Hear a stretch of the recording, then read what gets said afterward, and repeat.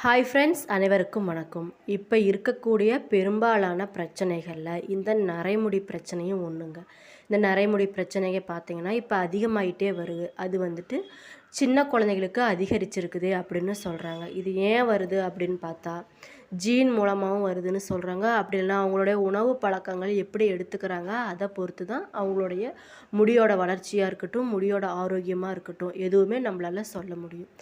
இது பற்றியெல்லாம் நான் விரிவாக இந்த வீடியோ பதிவுகளை உங்ககிட்ட சொல்லணும்னு நினைக்கிறேன். என்னோடய வீடியோவை ஸ்கிப் பண்ணாமல் முழுசாக பாருங்கள். அப்போ தான் நான் சொல்ல வர பயனுள்ள கருத்துக்கள் உங்களுக்கு புரியும். அது மட்டும் இல்லாமல் நம்ம சேனலை இப்போ தான் நீங்கள் ஃபஸ்ட் டைம் பார்க்குறீங்கன்னா சேனலை மறக்காமல் சப்ஸ்கிரைப் பண்ணிவிட்டு அப்படியே பக்கத்தில் இருக்கும் நோட்டிஃபிகேஷனுக்கான பெல் ஐக்கனையும் கிளிக் பண்ணி வச்சுக்கோங்க. அப்போ தான் இது போன்ற ஆரோக்கியம் சம்மந்தமான வீடியோக்கள் உங்களுக்கு உடனுக்குடனே நோட்டிஃபிகேஷனில் வந்து சேருங்க. இப்போ வாங்க நம்ம வீடியோக்குள்ளே முழுசாக போகலாம். இந்த நரைமுடி வருவதற்கு என்ன காரணமாக இருக்கும் அப்படின்னு பார்த்தீங்கன்னா, நம்மளுடைய தலைமுடியில் இருக்கக்கூடிய மெலனின் அப்படிங்கிற நிறமி பார்த்திங்கன்னா படிப்படியாக குறையும் போது முடி கருப்பு நிறத்தை இழந்து வெள்ளை நிறமாக மாறுதாங்க.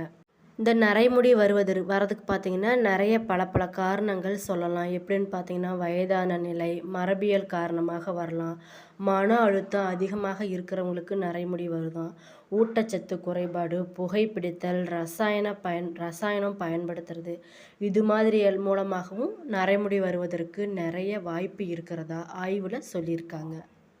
வயசானவங்களுக்கு நரைமுடி வருதுன்னா அதுக்கு என்ன காரணம்னு பார்த்தீங்கன்னா, வயசு ஏற ஏற கருமையான முடி பார்த்திங்கன்னா வெள்ளை நிறமாக மாறுது. இது பார்த்திங்கன்னா இயல்பாகவே நடக்கக்கூடிய ஒன்று.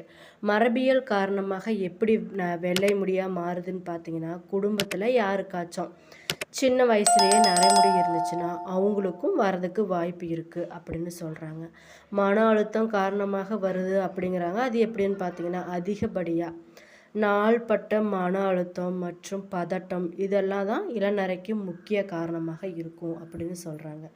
ஊட்டச்சத்து குறைபாடுனால நரைமுடி வருவதற்கு நிறைய வாய்ப்பு இருக்குதுன்னு சொல்கிறாங்க. எப்படின்னு பார்த்தீங்கன்னா, வைட்டமின் B12, இரும்புச்சத்து மற்றும் தாமிரம் இது மாதிரி சத்தெல்லாம் குறையிறதுனாலையும் நரைமுடி பிரச்சனை வருது. புகைப்பழக்கம் இருக்கிறவங்களுக்கும் நரைமுடி பிரச்சனைகள் இருக்குது. இந்த ஹேர் டை, ஷாம்பு மற்றும் பிற ரசாயன பொருட்கள்லாம் யூஸ் பண்ணுறாங்க பார்த்தீங்களா, அவங்களுக்கும் போக போக நரைமுடி பிரச்சனைகள்லாம் அதிகமாகிரும் அப்படின்னு பல காரணங்கள்லாம் இந்த நரைமுடி பிரச்சனைகளுக்கு சொல்கிறாங்க.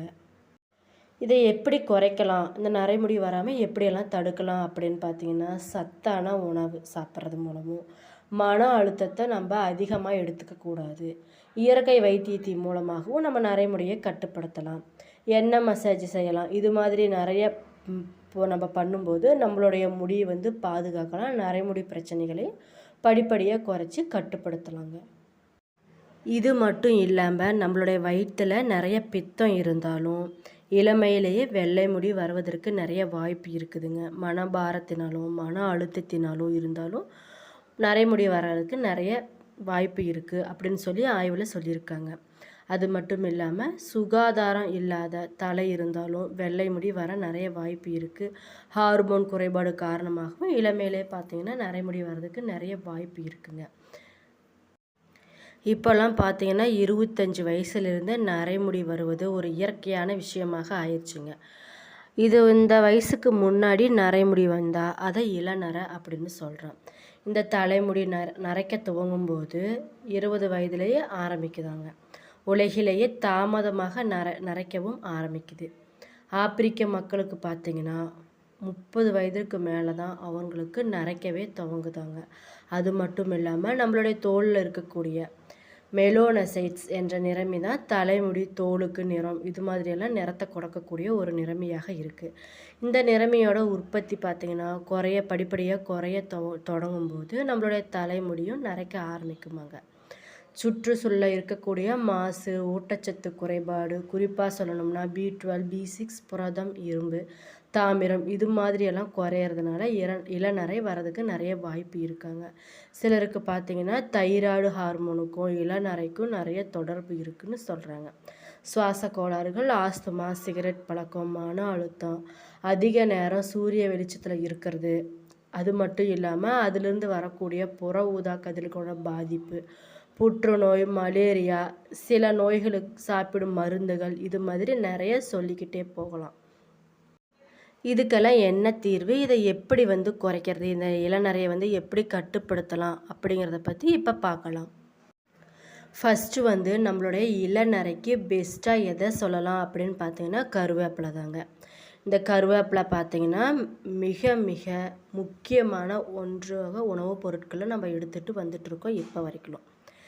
இளநரை அப்படின்னாவே கருவேப்பிலை தாங்க ஒரு அருமருந்தாக இருக்குது. நம்மளுடைய தலைமுடிக்கு வளர்ச்சிக்கு ஒரு வரப்பிரசாதமே இந்த கருவேப்பிலை தான்.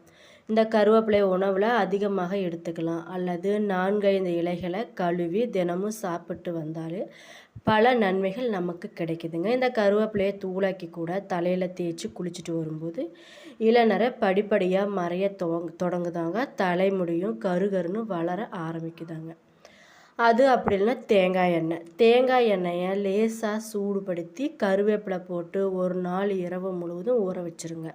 மறுநாள் அந்த எண்ணெயை தலைமுடிக்கு தேய்த்து வந்தீங்கன்னா நல்ல பலன் கிடைக்குங்க. அது மட்டும் இல்லாமல் இந்த கருவேப்பிலை விதை இருக்குது பார்த்தீங்களா, அதை தேங்காய் எண்ணெயில் ஊற வச்சு அந்த எண்ணெயை தலைக்கு தேய்ச்சிட்டு வந்தீங்கன்னா நல்ல பலன் கிடைக்கும் அப்படின்னு சொல்கிறாங்க.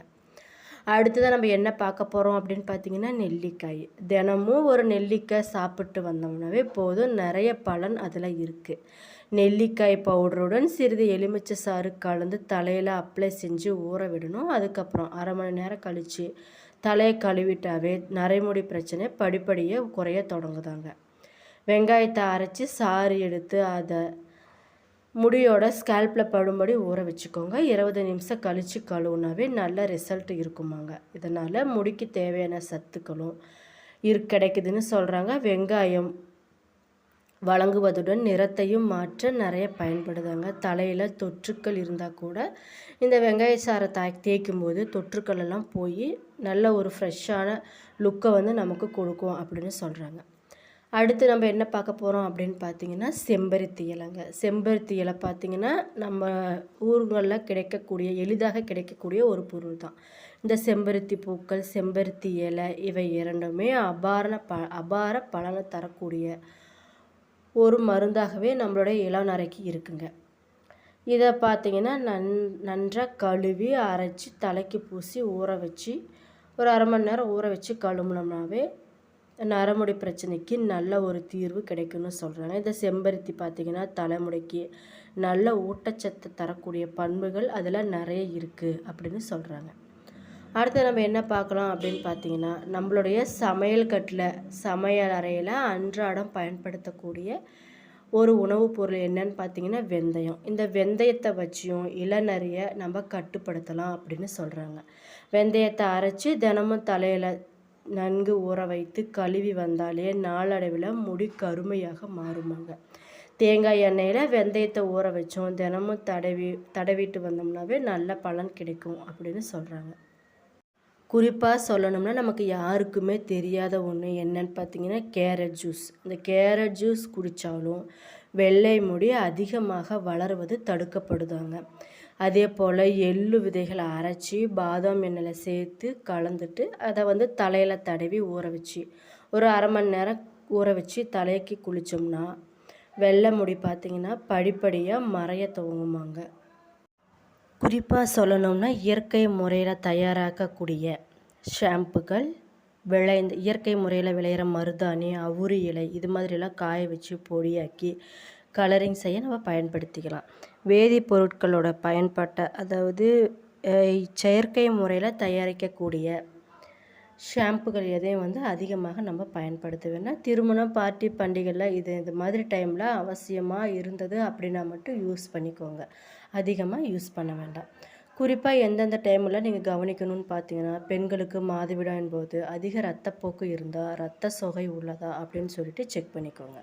சத்தான உணவு பழக்கங்களே எடுத்துக்கோங்க. தினமும் உடற்பயிற்சி செஞ்சுக்கோங்க. அது பார்த்திங்கன்னா உங்களுடைய இரத்த ஓட்டத்தை சீராக வச்சுருக்க உதவும். வாரத்திற்கு 3 முறையாவது தலைக்கு குளிச்சுக்கோங்க. ஷாம்பு பயன்படுத்தினாலும் சரி, கண்டிஷனராக இருந்தாலும் பயன்படுத்துகிறதாலும் சரி, வெளிப்புற தூசி மாசிலிருந்து தலைமுடியை பாதுகாத்துக்கோங்க. தலைக்கு குளித்த பிறகு எண்ணெய் தடவுவது மிக மிக நல்லது. ஹேர் ட்ரையர் பயன்படுத்துவது, அடிக்கடி அழகு நிலையம் இது மாதிரியெல்லாம் பயன்படுத்துறதை கொஞ்சம் தவிர்த்துக்கோங்க. என்னோடய வீடியோ பிடிச்சிருந்தால் லைக் பண்ணுங்கள், ஷேர் பண்ணுங்கள், மறக்காமல் சப்ஸ்கிரைப் பண்ணிவிட்டு பாருங்கள். நன்றி.